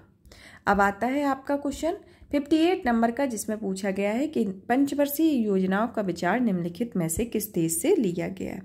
इसके अंतर्गत ऑप्शन ए आता है जापान से, ऑप्शन बी आता है आयरलैंड से, ऑप्शन सी आता है ऑस्ट्रेलिया से, और ऑप्शन डी आता है सोवियत संघ से। तो आपको सही उत्तर की पहचान करनी है और बताना है कि आपका कौन सा उत्तर सही होगा। तो इसका उत्तर होगा ऑप्शन डी आएगा, जिसमें यह जो अवधारणा है वह सोवियत संघ से ली गई है। अब आता है आपका 59 नंबर का क्वेश्चन, जिसमें पूछा गया है कि रिकॉर्डीय तुल्यता निम्नलिखित में से किससे संबंधित है। ऑप्शन ए आता है विदेशी मुद्रा भंडार से, ऑप्शन बी आता है व्यापार घाटे से, ऑप्शन सी आता है सरकारी खर्च से, और ऑप्शन डी आता है मुद्रा की आपूर्ति से। तो इसके अंतर्गत आपका ऑप्शन सी सही होगा कि यह सरकारी खर्च से संबंधित है। अब आता है हमारा 60 नंबर का क्वेश्चन, जिसमें पूछा गया है कि मसाला बॉन्ड के संदर्भ में निम्नलिखित कथनों पर विचार कीजिए। जिसके अंतर्गत पहला आता है कि ये बॉन्ड भारतीय पूंजी बाजार में जारी किए जाते हैं। दूसरा जो होता है वह मसाला बॉन्ड में मुद्रा संबंधी जोखिम निवेशक को होता है, ना कि बॉन्ड जारी करता हो को। तो निम्नलिखित में से कौन सा कथन सही होगा? तो इसके अंतर्गत ऑप्शन ए आता है केवल 1, ऑप्शन बी आता है केवल 2, ऑप्शन सी आता है 1 और 2 दोनों, और ऑप्शन डी आता है ना तो एक सही होगा ना तो दूसरा। तो इसके अंतर्गत आपका ऑप्शन बी सही होगा, क्योंकि इसमें केवल ऑप्शन बी ही आपका सही होगा। अब आता है आपका 61 नंबर का क्वेश्चन, जिसमें पूछा गया है कि बाह्य क्षेत्रक के संदर्भ में विशेष आहरण अधिकार या एसटीआर सदस्य देशों के आधिकारिक भंडार के पूरक हेतु एक आरक्षित अंतर्राष्ट्रीय आरक्षित परिसंपत्ति है। इसका गठन निम्नलिखित में से किस संस्थान के द्वारा किया जाता है? पहला ऑप्शन आता है विश्व बैंक, दूसरा ऑप्शन आता है विश्व व्यापार संगठन, तीसरा ऑप्शन आता है अंतर्राष्ट्रीय मुद्रा कोष, और ऑप्शन डी आता है यूएस फेडरल रिजर्व। तो इसमें आपका ऑप्शन सी सही होगा, अंतर्राष्ट्रीय मुद्रा कोष। अब आता है 62 नंबर का क्वेश्चन, जिसमें कहा गया है कि निम्नलिखित में से कौन से प्रत्यक्ष कर होते हैं? पहला आता है संपत्ति कर, दूसरा उपहार कर, तीसरा आता है उत्पाद कर, चौथा आता है निगम कर। तो इसमें प्रत्यक्ष कर के अंतर्गत आपका आएगा संपत्ति कर, उपहार कर, निगम कर, यह सभी जो आएंगे प्रत्यक्ष कर के अंतर्गत आएंगे, और उत्पाद शुल्क इसके अंतर्गत नहीं आएगा। तो ऑप्शन ए इसमें सही होगा। अब आता है क्वेश्चन 63 नंबर का, जिसमें पूछा गया है इसके अंतर्गत कि प्रायः सुर्खियों में रहने वाले एपीएसएलवी ऑर्बिटल एक्सपेरिमेंटल मॉड्यूल के पीछे के विचार को निम्नलिखित कथनों में से कौन सा एक सर्वोत्तम दर्शाता है? इसके अंतर्गत आपको कुछ बताना है। पहला ऑप्शन इसमें आता है कि यह पुनः प्रयोज्य प्रक्षेपण यान है, जिसमें पुर्जे लगे होते हैं जिनमें सतह से बाहर अंतरिक्ष में पेलोड ले जाने के दौरान पुनर्प्राप्त और पुनः प्रक्षेपित किया जा सकता है। ऑप्शन बी आता है कि ऐसा कक्षीय मंच जहां गैर पृथककारी पेलोड के माध्यम से वैज्ञानिक प्रयोग किए जाते हैं। ऑप्शन सी आता है कि एक ऐसी वॉरहेड डिलीवरी प्रणाली जो पृथ्वी पर अपने लक्षित गंतव्य तक पहुंचने हेतु पृथ्वी की निचली कक्षा का उपयोग करती है। और ऑप्शन डी आता है कि यह भारतीय उपग्रहों के लिए मलबों और अन्य खतरों का पता लगाने हेतु अंतरिक्ष में स्थापित एक चेतावनी होती है। तो इसमें से आपका ऑप्शन बी होगा जो सही होगा, जिसमें एक ऐसी कक्षीय मंच होगा जहां पर गैर पृथक्करणीय पेलोड के माध्यम से वैज्ञानिक प्रयोग किए जाते हैं। तो इसके अंतर्गत ऑप्शन बी सही आएगा। अब आता है आपका 64 नंबर का क्वेश्चन, जिसमें पूछा गया है कि निम्नलिखित दस्तावेजों पर विचार कीजिए। जिसके अंतर्गत पहला आता है वित्त विधेयक, दूसरा आता है आउटकम बजट, तीसरा आता है इसके अंतर्गत माध्यमिक राजकोषीय नीति विवरण, चौथा आता है आर्थिक सर्वेक्षण, और पांचवा आता है अनुदान मांगे। तो संसद में प्रस्तुत बजट में शामिल होते हैं। उपयुक्त दस्तावेजों में से कितने संसद में बजट में शामिल होते हैं? तो इसके अंतर्गत केवल 4 जो है वह इसके अंतर्गत शामिल होते हैं।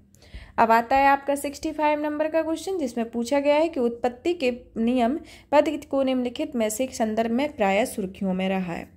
जिसके अंतर्गत पहला आता है कि विदेशी शिक्षण संस्थानों को घरेलू देश में उनकी परिषद स्थापित करने की अनुमति देना। दूसरा आता है कि काले धन की राउंड ट्रिपिंग को रोकने के लिए पार्टिसिपेटरी नोट के माध्यम से निवेश को विनियमित करना। ऑप्शन सी आता है कि विदेशी ई कॉमर्स फर्मों को घरेलू देश में कार्य करने हेतु लाइसेंस प्रदान करना। और ऑप्शन डी आता है इसके अंतर्गत कि घरेलू बाजार की विदेशी मुद्राओं की डंपिंग को रोकने हेतु मानदंड विकसित करना है। तो इसमें से आपको सही उत्तर की पहचान करनी है कि आपका कौन सा उत्तर सही होगा।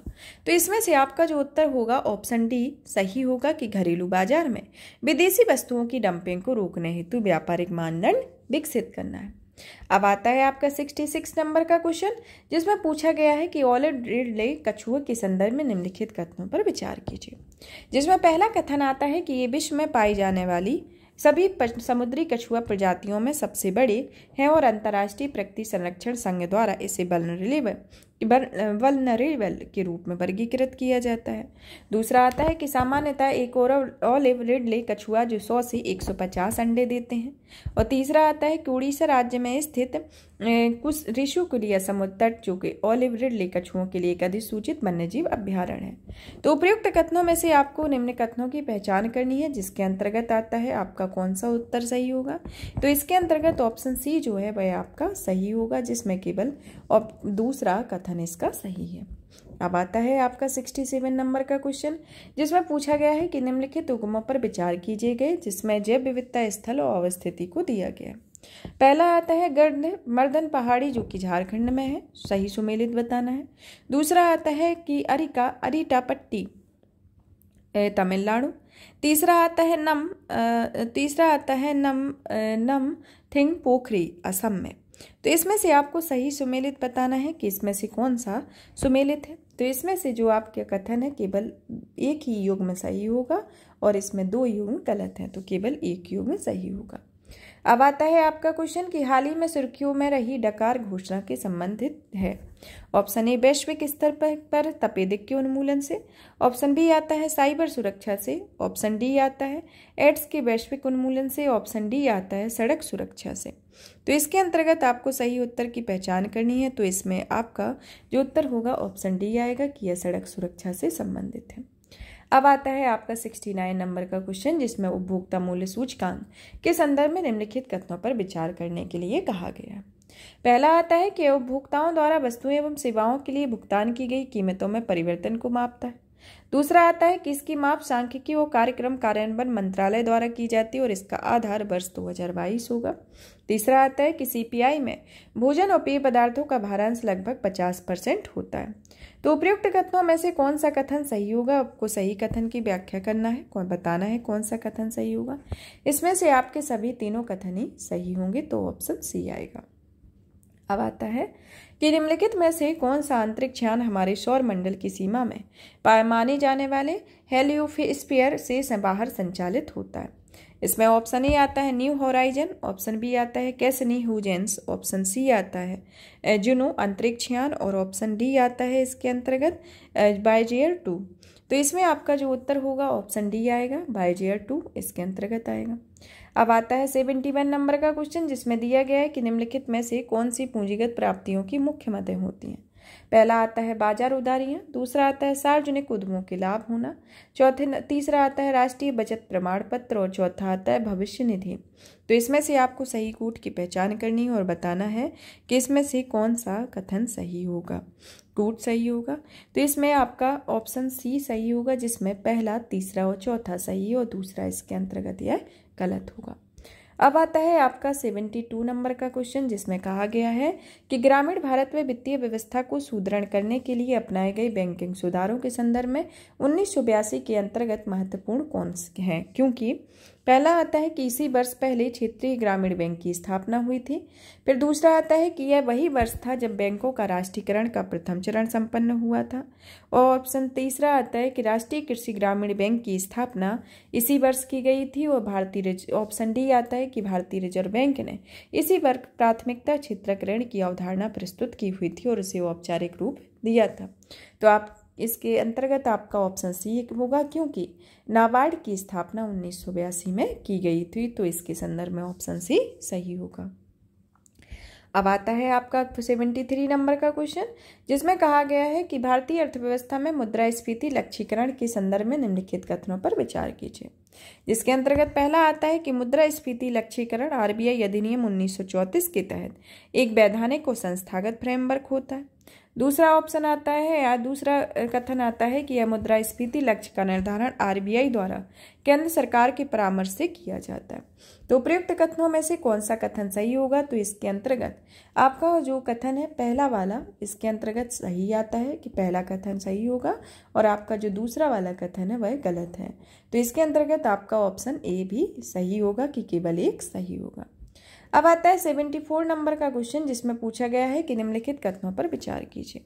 पहला दिया गया है कि मध्यावधिक राजकोषीय नीति विवरण। दूसरा आता है मैक्रो इकोनॉमिक फ्रेमवर्क स्टेटमेंट। तीसरा आता है राजकोषीय नीति की रणनीति से संबंधित विवरण।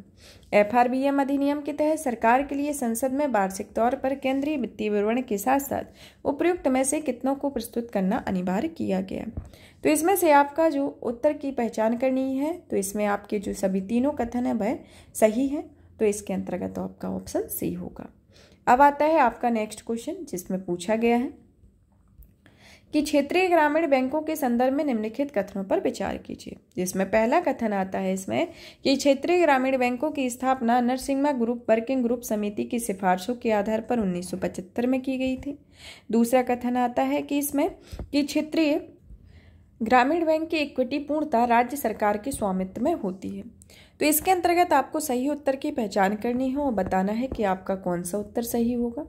तो इसके अंतर्गत ये ऑप्शन दिए गए हैं, जिसमें से आपका ऑप्शन ए जो है वह सही होगा, क्योंकि इसकी स्थापना 1975 में की गई थी। किसके संदर्भ में? ग्रामीण बैंकों में नरसिम्हा वर्किंग ग्रुप की सिफारिशों के आधार पर। अब आता है 76 नंबर का क्वेश्चन, जिसमें कहा गया है कि अर्थव्यवस्था के संदर्भ में निम्नलिखित में से कौन सा एक आधिकारिक आरक्षित बिक्री पद का सर्वोत्तम वर्णन करता है। इसके अंतर्गत पहला आता है कि यह रिजर्व बैंक द्वारा विदेशी मुद्रा की बिक्री को संदर्भित करता है और उसका भुगतान संतुलन घाटे की स्थिति में होता है। ऑप्शन बी आता है कि यह सार्वजनिक क्षेत्र की इकाइयों से विनिवेश की प्रक्रिया हेतु सरकारी हिस्सेदारी की बिक्री को संदर्भित करता है। ऑप्शन सी आता है कि यह राजकोषीय घाटे के वित्त पोषण के लिए रिजर्व बैंक द्वारा मुद्रा की छपाई को संदर्भित करता है। और ऑप्शन डी आता है कि यह RBI द्वारा सरकारी प्रतिभूतियों की बिक्री को भी संदर्भित करता है। तो इसके अंतर्गत आपको बताना है कि आपका कौन सा उत्तर सही होगा। तो इसमें आपका ऑप्शन ए जो है वह सही होगा, तो आपका ऑप्शन ए उत्तर सही होगा। अब आता है आपका 77 नंबर का क्वेश्चन, जिसमें पूछा गया है कि मुद्रास्फीति में से कौन सा मुद्रास्फीति अंतराल पद का सर्वोत्तम उदाहरण है। ऑप्शन ए आता है कि यह किसी देश के वास्तविक और नाममात्र के अंतर का बीच का अंतर्गत होता है। फिर आता है यह वर्तमान वास्तविक GDP और पूर्ण रोजगार के दौरान चल रही अर्थव्यवस्था की GDP के बीच का अंतर होता है। तीसरा आता है कि यह किसी देश की GNP और GDP के बीच का अंतर होता है। और ऑप्शन डी आता है कि यह उपयुक्त में से कोई नहीं। तो इसमें से आपको सही उत्तर की पहचान करनी है। तो इसमें आपका जो उत्तर होगा ऑप्शन बी आएगा कि यह वर्तमान वास्तविक GDP और पूर्ण रोजगार के दौरान चल रही अर्थव्यवस्था की GDP के बीच का अंतर होता है। अब आता है आपका क्वेश्चन 78 नंबर का, जिसमें कहा गया है कि प्रधानमंत्री street vendor Atmanirbhar Nidhi PM Svanidhi योजना के संदर्भ में निम्नलिखित कथनों पर विचार कीजिए। जिसके अंतर्गत पहला कथन दिया गया है कि यह स्ट्रीट वेंडर के संपार्श्विक मुक्त पूंजीगत ऋणों तक पहुंच को सुविधाजनक बनाने के लिए केंद्रीय क्षेत्र की योजना है। दूसरा आता है इसके अंतर्गत कि यह एक रियायती ब्याज दर पर 10 लाख तक के आरंभिक कार्यशील पूंजी ऋण की सुविधा प्रदान करती है। तीसरा आता है कि इसके अंतर्गत शहरी और ग्रामीण क्षेत्रों दोनों क्षेत्रों में स्ट्रीट वेंडर्स या हॉकर्स को शामिल किया जाता है। तो इसमें से आपको सही उत्तर की पहचान करनी और बताना है कि PM स्वनिधि योजना के संदर्भ में कौन कौन से कथन सही हैं। तो आप ऑप्शन देख लीजिए कि कौन कौन से ऑप्शन है। इस तरीके से इसमें ऑप्शन दिए गए हैं। तो इसमें आपका जो पहला और तीसरा कथन है वह सही है। तो इसके अंतर्गत आपका ऑप्शन सी सही होगा। अब आता है आपका क्वेश्चन 79 नंबर का, जिसमें पूछा गया है कि भुगतान संतुलन के संदर्भ में निम्नलिखित कथनों पर विचार कीजिए। जिसके अंतर्गत पहला आता है कि इसमें यह किसी देश के निवासियों और शेष विश्व के बीच केवल वस्तुओं और सेवाओं के आदान प्रदान का विवरण होता है। दूसरा आता है यह किसी देश के निवासियों और शेष विश्व के सभी आर्थिक लेन देन का एक व्यवस्थित विवरण होता है। ऑप्शन सी आता है कि इसमें वस्तुओं, सेवाओं और पूंजी के आयात एवं निर्यात में लेन देन से जुड़े शामिल होते हैं, लेकिन विदेशी सहायता व प्रेषण शामिल नहीं होता। और डी आता है कि इसमें भारतीय रिजर्व बैंक द्वारा रखी गई भारतीय सरकार की सभी घरेलू परिसंपत्तियां और देनदारियां शामिल होती हैं। तो इसके अंतर्गत आपको सही उत्तर की पहचान करनी है कि इसके अंतर्गत आपका कौन सा कथन सही होगा, मतलब कौन सा ऑप्शन सही होगा।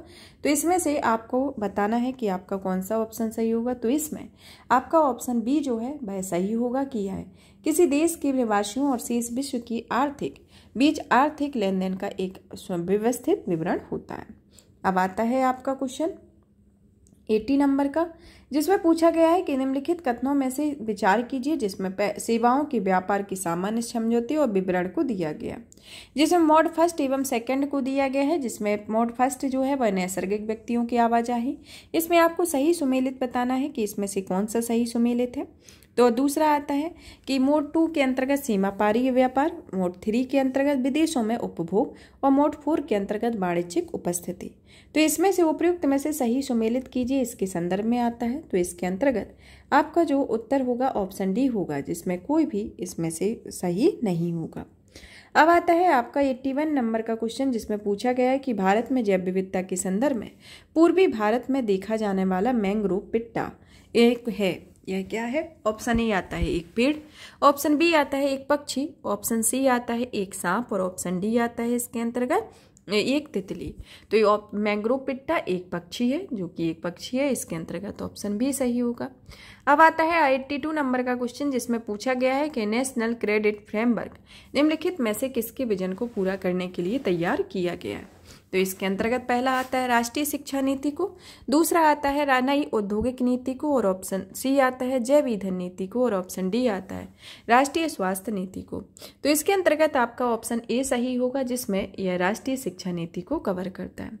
अब आता है आपका 83 नंबर का क्वेश्चन, जिसमें पूछा गया है कि विश्व व्यापार संगठन में वर्णित सब्सिडी के संदर्भ में निम्नलिखित कथनों पर विचार कीजिए, जिसके अंतर्गत पहला आता है कि यह ग्रीन बॉक्स सब्सिडी किसानों को दिए जाने वाला एक निश्चित प्रत्यक्ष अनुपात होता है, भुगतान होता है, जहां किसानों को उत्पादन सीमित करने की आवश्यकता होती है। दूसरा आता है कि एम्बर बॉक्स सब्सिडी घरेलू नीतियां हैं जिनका उत्पादन एवं व्यापार पर सीधा प्रभाव नहीं पड़ता है। तो उपयुक्त में से आपका कौन सा कथन सही होगा? तो इसमें से आपको सही उत्तर की पहचान करनी है। तो इसमें से आपका जो कथन होगा ऑप्शन डी होगा, क्योंकि इसमें ना तो एक सही होगा ना तो दूसरा सही होगा। अब आता है 84 नंबर का क्वेश्चन, जिसमें पूछा गया है कि यह तरलता के लिए लोगों की वरीयता दर्शाता है। यह तरलता के लिए लोगों की वरीयता को दर्शाता है और विशुद्ध रूप से एक व्यवहारिक पैरामीटर है जो अन्य बातों के साथ साथ अन्य व्यय के मौसमी पैटर्न पर निर्भर करता है। तो निम्नलिखित में से किस अनुपात के वर्णन करता है?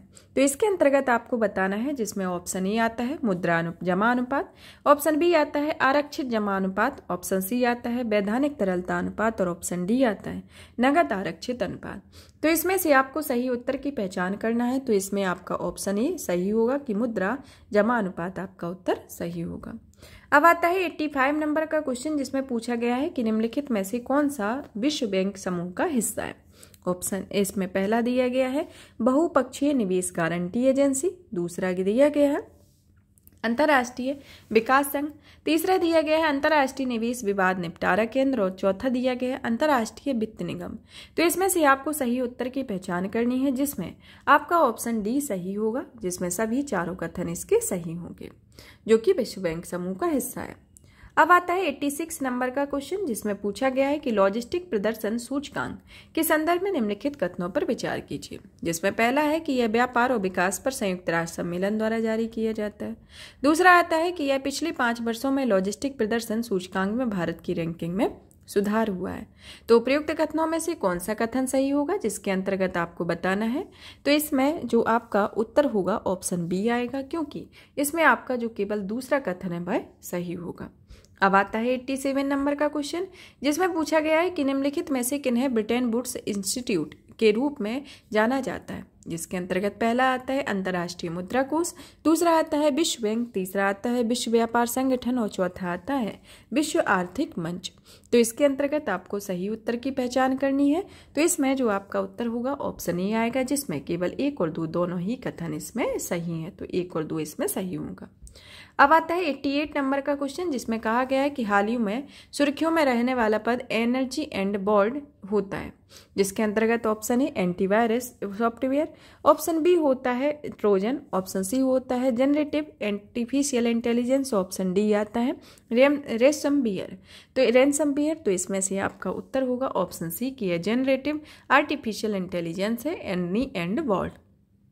अब आता है 89 नंबर का क्वेश्चन, जिसमें पूछा गया है कि राष्ट्रीय वित्तीय समावेशन मिशन प्रधानमंत्री जनधन योजना के संदर्भ में निम्नलिखित कथनों में से कौन सा कथन सही नहीं है, जिसके अंतर्गत पहला आता है कि PMJDY खातों में जमा राशि पर कोई ब्याज नहीं मिलता है, दूसरा आता है इसके अंतर्गत कि यह पात्र खाता धारकों को 10,000 रुपये तक की ओवरड्राफ्ट सुविधा उपलब्ध कराता है। इसके अंतर्गत सी आता है कि यह नए PMJDY खातों के लिए 2 लाख रुपये की दुर्घटना बीमा कवर है उपलब्ध कराता है। और डी आता है कि PMJDY खाता धारकों को रुपये डेबिट कार्ड प्रदान किया जाता है। तो उपयुक्त कथनों में से कौन सा कथन, मतलब इसमें से आपको बताना है कि कौन सा कथन सही नहीं है। तो इसके अंतर्गत आपका जो ऑप्शन ए है वह सही नहीं होगा और यह तीनों इसके अंतर्गत सही हैं। तो आपका उत्तर जो होगा, आपका उत्तर आएगा ऑप्शन ए। अब आता है आपका 90 नंबर का क्वेश्चन, जिसमें पूछा गया है कि राजकोषीय घाटे के प्रत्यक्ष मुद्रीकरण के संदर्भ में निम्नलिखित कथनों पर विचार कीजिए। जिसके अंतर्गत पहला कथन आता है कि यह राजकोषीय उत्तरदायित्व और बजट प्रबंधन अधिनियम 2003 के तहत अनुमति नहीं है। दूसरा आता है कि यह अर्थव्यवस्था में कुल मुद्रा आपूर्ति को कम करता है। तो इनमें से कौन सा कथन सही होगा आपको बताना है। तो इसमें आपका जो उत्तर डी होगा वह सही होगा, क्योंकि ना पहला कथन सही है ना दूसरा कथन इसके अंतर्गत सही नहीं होगा। अब आता है 91 नंबर का क्वेश्चन, जिसमें पूछा गया है कि निम्नलिखित में से कौन सा कथन तरलता शब्द को सर्वोत्तम रूप से परिभाषित करता है। ऑप्शन ए आता है कि किसी संपत्ति को उसके मूल्य में अधिक ह्रास के बिना नकदी में परिवर्तित करने की सुगमता। दूसरा ऑप्शन आता है कि समय के साथ संपत्ति के मूल्य में बढ़ोतरी होने की सीमा। ऑप्शन सी आता है कि संपत्ति के समय के साथ आय उत्पन्न करने की क्षमता। ऑप्शन डी आता है किसी विशेष संपत्ति में निवेश पर संभावित रिटर्न होता है। तो इसके अंतर्गत आपको सही उत्तर की पहचान करनी है। तो इसमें आपका जो तरलता शब्द को सर्वोत्तम रूप से ऑप्शन ए परिभाषित करता है। तो उत्तर ए आपका ऑप्शन ए होगा। अब आता है 92 नंबर का क्वेश्चन, जिसमें पूछा गया है कि निम्नलिखित कथनों पर विचार कीजिए। जिसमें कथन एक दिया गया है कि RBI गवर्नर मौद्रिक नीति समिति का सदस्य नहीं होता है। कथन दूसरा आता है कि मौद्रिक नीति समिति ने मुद्रास्फीति लक्ष्यीकरण के प्राधिकरण के रूप में RBI गवर्नर को प्रतिस्थापित किया हुआ है। तो उपयुक्त कथनों में से कौन सा कथन सही होगा, जिसमें से आपको सही कथन की पहचान करनी है। तो इसमें आपका जो उत्तर होगा ऑप्शन डी होगा, जिसमें पहला कथन गलत है लेकिन दूसरा कथन सही है। अब आता है हमारा 93 नंबर का क्वेश्चन। 93 नंबर के क्वेश्चन के अंतर्गत पूछा गया है कि परमाणुवीय नुकसान के लिए सिविल दायित्व के अधिनियम 2010 के संदर्भ में निम्नलिखित कथनों पर विचार कीजिए। जिसके अंतर्गत पहला आता है कि यह अधिनियम परमाणु दुर्घटना के पीड़ितों के लिए त्वरित मुआवजा तंत्र स्थापित करने से संबंधित है। दूसरा आता है कि यह परमाणु संयंत्र के संचालक पर कठोर और त्रुटि रहित दायित्व का प्रावधान करता है, जहां उसे उसकी ओर से किसी भी गलती की परवाह किए बिना क्षति के लिए उत्तरदायी ठहराया जाएगा। और तीसरा आता है कि यह प्रत्येक परमाणु दुर्घटना के संचालक की देयता को 1500 करोड़ रुपए की वित्तीय सीमा निर्धारित करती है। तो इनमें से आपको इसके उत्तर में बताना है कि कौन सा कथन सही होगा। तो इसके अंतर्गत आपका जो ऑप्शन ए होगा, जिसमें ये तीनों कथनों को सही करता है। तो ऑप्शन ए आपका उत्तर हो। अब आता है 94 नंबर का क्वेश्चन, जिसमें पूछा गया है कि आत्मनिर्भर भारत फंड के संदर्भ में निम्नलिखित कथनों पर विचार कीजिए।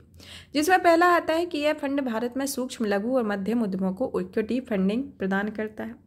दूसरा आता है कि ऐसे भी पंजीकृत श्रेणी सेकंड का वैकल्पिक निवेश कोष है। तीसरा आता है कि SRI फंड सेबी द्वारा अनुमोदित किसी निजी एजेंसियों के एक संघ द्वारा संचालित होता है। तो प्रयुक्त कथनों में से आपको सही कथन की पहचान करनी है। तो इसमें से आपको बताना है कि आपका कौन सा कथन सही होगा।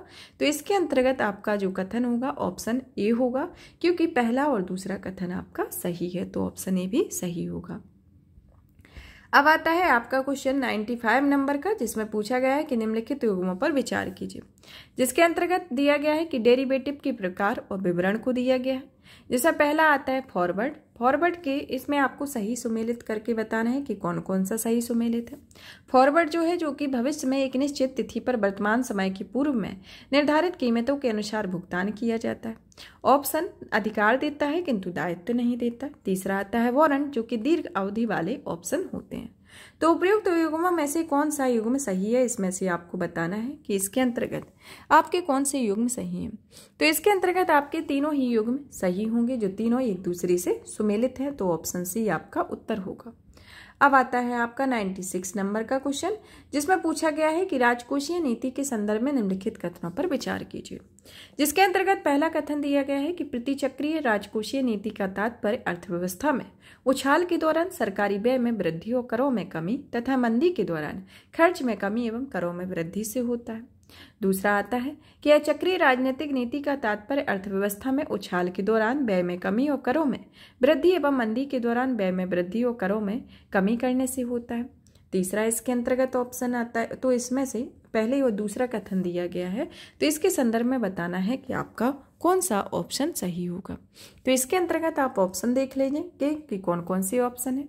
तो इसमें ऑप्शन ए आता है कि केवल एक, ऑप्शन बी आता है केवल दो, ऑप्शन सी आता है कि एक और दो दोनों, और ऑप्शन डी आता है ना तो एक होगा ना तो दूसरा। तो इसके अंतर्गत आपका ऑप्शन डी आएगा, जिसमें ना तो एक सही है ना तो दूसरा। अब आता है आपका नेक्स्ट क्वेश्चन, जो कि 97 नंबर का है, जिसमें पूछा गया है कि खुले बाजार के परिचालन के संदर्भ में निम्नलिखित कथनों पर विचार कीजिए। जिसके अंतर्गत कहा गया है पहला कि यह पूर्ण रूप से खुली क्रियाओं में धन का अंताक्षेपण अवशेषण या अवशेषण स्थायी प्रकृति का होता है। दूसरा आता है इसमें कि रेपो एक प्रकार के खुले बाजार की प्रक्रिया होती है, जिसमें केंद्रीय बैंक एक निश्चित तिथि और निश्चित मूल्य पर प्रतिभूतियों को खरीदने का वायदा करता है। तो उपयुक्त कथनों में से कौन सा कथन सही होगा, तो इनमें से आपको सही उत्तर की पहचान करनी है। तो इसमें आपका सही उत्तर क्या होगा, इसमें आपको बताना है कि आपका कौन सा उत्तर सही होगा। तो इसके अंतर्गत आपका पहला और दूसरा कथन दोनों सही होंगे, तो ऑप्शन सी सही होगा। अब आता है आपका क्वेश्चन 98 नंबर का, जिसमें पूछा गया है कि चालू खाता संतुलन के संदर्भ में निम्नलिखित कथनों पर विचार कीजिए। जिसमें पहला कहा गया है कि यह वर्तमान में उत्पादित वस्तुओं और सेवाओं के लिए किए गए सभी भुगतानों की माप होती है। दूसरा आता है कि इसमें अंतर्राष्ट्रीय हस्तांतरण भुगतानों को छोड़कर विदेशों से प्राप्त उत्पादन आय शामिल होती है। उपयुक्त कथनों में से कौन सा कथन सही होगा, तो इसमें से आपको बताना है कि ऑप्शन ए सही होगा, केवल एक, ऑप्शन बी आता है केवल दो, ऑप्शन सी आता है एक और दो दोनों, और ऑप्शन डी आता है ना तो एक ना तो दो। तो इसके अंतर्गत आपका ऑप्शन ए सही होगा, केवल एक। अब आता है 99 नंबर का क्वेश्चन कि अंतर्राष्ट्रीय मुद्रा कोष के संदर्भ में निम्नलिखित कथनों पर विचार कीजिए। जिसके अंतर्गत पहला आता है कि इसकी स्थापना अंतर्राष्ट्रीय पुनर्निर्माण विकास बैंक के साथ की गई थी। दूसरा आता है कि यह संयुक्त राष्ट्र की एक विशेषीकृत एजेंसी है, और ऑप्शन डी आता है, और तीसरा आता है कि भारत इसका IMF का संस्थापक सदस्य है। तो उपयुक्त कथनों में से कौन सा कथन सही होगा, तो इसके अंतर्गत आपका जो ऑप्शन सी है वह सही होगा, क्योंकि इसके अंतर्गत IMF के संदर्भ में तीनों ही कथन इसके सही है। अब आता है 100 नंबर का क्वेश्चन, जो कि इस श्रृंखला के अंतर्गत मतलब टेस्ट 7 नंबर जो है उसका ये अंतिम क्वेश्चन होगा। जिसमें जानते हैं कि महानबोलिश योजना जो भारी और आधारभूत तीव्र उद्योगीकरण पर केंद्रित थी, तो निम्नलिखित में से यह किस पंचवर्षीय योजना के अंतर्गत आती है। इसके अंतर्गत ऑप्शन ए आता है पहली पंचवर्षीय योजना, ऑप्शन बी आता है दूसरी पंचवर्षीय योजना, ऑप्शन सी आता है तीसरी, और ऑप्शन डी आता है 8वीं पंचवर्षीय योजना। तो इसके अंतर्गत आपको सही उत्तर बताना है। इसमें आपका जो उत्तर होगा ऑप्शन बी आएगा, जिसमें ऑप्शन बी सही होगा कि महानबोलिश योजना जो है वह दूसरी पंचवर्षीय योजना के अंतर्गत आई हुई थी। यहाँ पर यह टॉपिक फिनिश होता है, मतलब यह टेस्ट पेपर जो है वह फिनिश होता है। और भी इसी तरीके की वीडियो को देखने के लिए चैनल को लाइक करें, चैनल को सब्सक्राइब करें, ज़्यादा से ज़्यादा शेयर करें। धन्यवाद।